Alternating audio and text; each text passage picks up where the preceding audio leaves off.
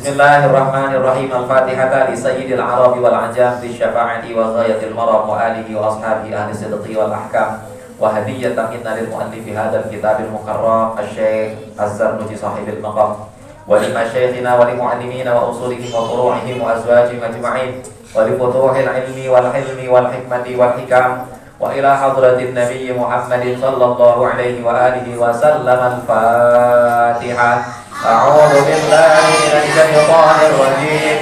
Bismillahirrahmanirrahim. Alhamdulillahi rabbil alamin. Arrahmanir rahim. Maliki yaumiddin. Iyyaka na'budu wa iyyaka nasta'in. Ihdinas siratal mustaqim. Siratal ladzina an'amta 'alaihim ghairil maghdubi 'alaihim waladdallin.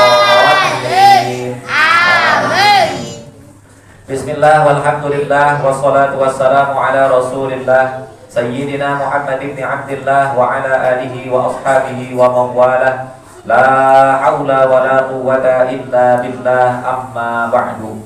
Wa'lamu anna an-nabiyya sallallahu alaihi wasallam qala la yanbaghi lil 'alimi an yaskuta bi 'ilmihi wa la lil jahili an yaskuta bi jahlihi. Wa bis sanadil muttasili ila al-imamil muallifi rahimahullahu ta'ala wa ada'an naf'a bihi wa bi'ulumihi fid daraini amin. Bismillahirrahmanirrahim. Qala al-muallifu rahimahullahu ta'ala faslun ay hadza faslun fi syafaqati wan nasihati. Ini adalah sebuah pasal yang menjelaskan tentang berkasih sayang dan nasihat. Perhatiin ya, perhatiin. Wayam bagi dan semestinya an yakuna ya sahibul ilmi musyfiqan nasihan ghaira hasidin. Jadi semestinya bagi seorang sahibul ilmi, ya sahibul ilmi, orang yang lagi nuntut ilmu nih, kayak kalian lagi nuntut ilmu nih, ya, atau ada teman kalian, saudara kalian mondok gitu ya, nyantren di mana gitu. Kalau dia lagi nuntut ilmu, mestinya dia itu musyfiqan, dia harus memiliki rasa belas kasih, rasa kasih dan sayang. Ya, jadi kalau lagi nuntut ilmu, itu harus punya rasa kasih dan sayang. Ya, harus punya rasa kasih sayang sama manusia. Gitu ya. Wa nasihan, dan juga saling menasehati, ya, menasehati itu, ya. Saling menasehati ghaira hasidin, ya. Jangan punya rasa dengki. Rasa dengki itu rasa dengki, iri. Ya. Iri, ya, iri hati. Itu kalau lagi nuntut ilmu enggak boleh punya rasa dengki. Ingat tuh, ya, jangan ada rasa dengki dalam hati kita. Kalian lagi nuntut ilmu nih, ya, lagi belajar, lagi ngaji, lagi belajar Quran, lagi ngafalin nazam. Pengen berhasil, jangan ada rasa dengki. Ya. Dengki apa maksudnya? Dengki ingin kenikmatan orang pindah ke kita gitu. Ada orang punya HP baru, kita yang panas dingin. HP baru, boleh nyolong tuh gitu. Boleh maling dari mana tuh? Ada temennya pakai sepatu baru, itu dari masjid mana tuh gitu. Ngambil dari Masjid Al-Makmur apa ya? Atau dari Nurul Mubin, ngambil gitu, nyolong sepatu gitu. Itu dengki itu, ya, yang dia kira orang nggak mampu beli, cuma dia yang beli, cuma dia yang mampu gitu, ya. Jadi yang seperti itu nggak boleh. Kalau lagi nuntut ilmu, jauh-jauhkan hati kita dari sifat dengki, ya. Nggak mau orang lain berhasil, yang mau berhasil dia doang sendirian, itu nggak boleh. Paham nih? Fal hasadu, berarti maka sifat dengki itu hasad, ya burru, dia berbahaya. Bagi orang yang nuntut ilmu itu bahaya, ilmunya bisa hilang, dikit-dikit hilang, terkikis.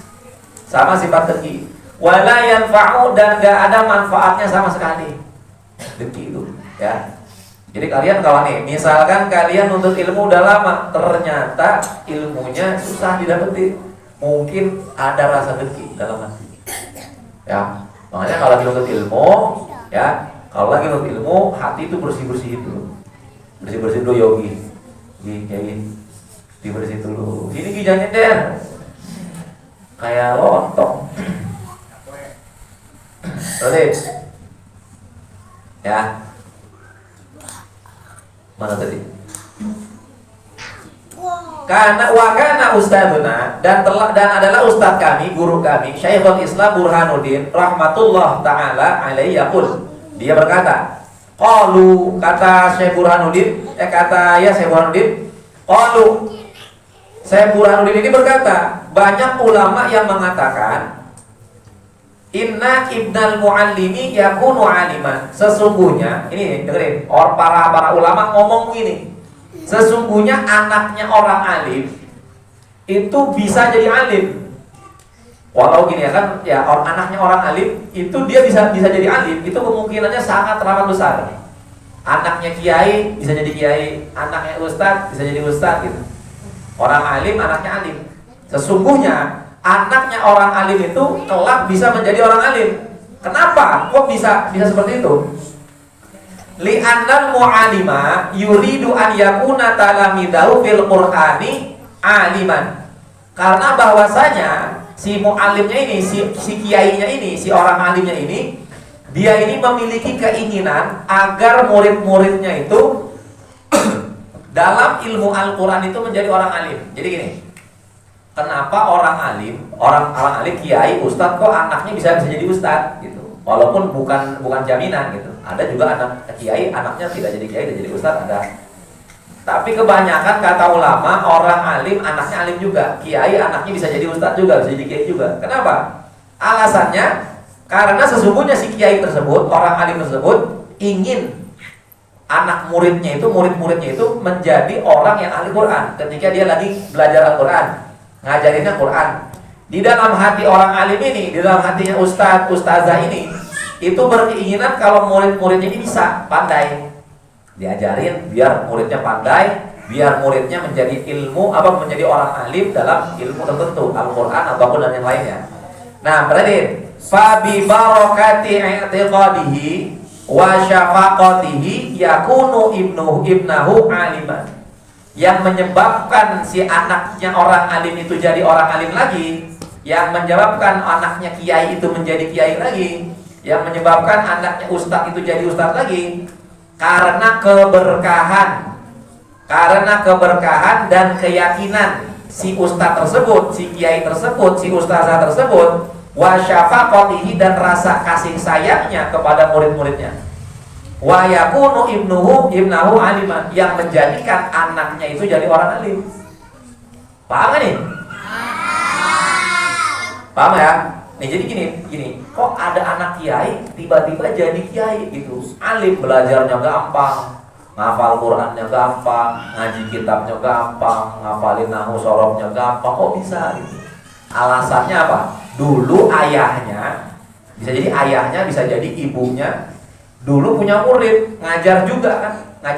Nah ketika bapaknya ngajar, ayahnya ngajar, ibunya ngajar, itu mendapatkan keberkahan dari ngajar.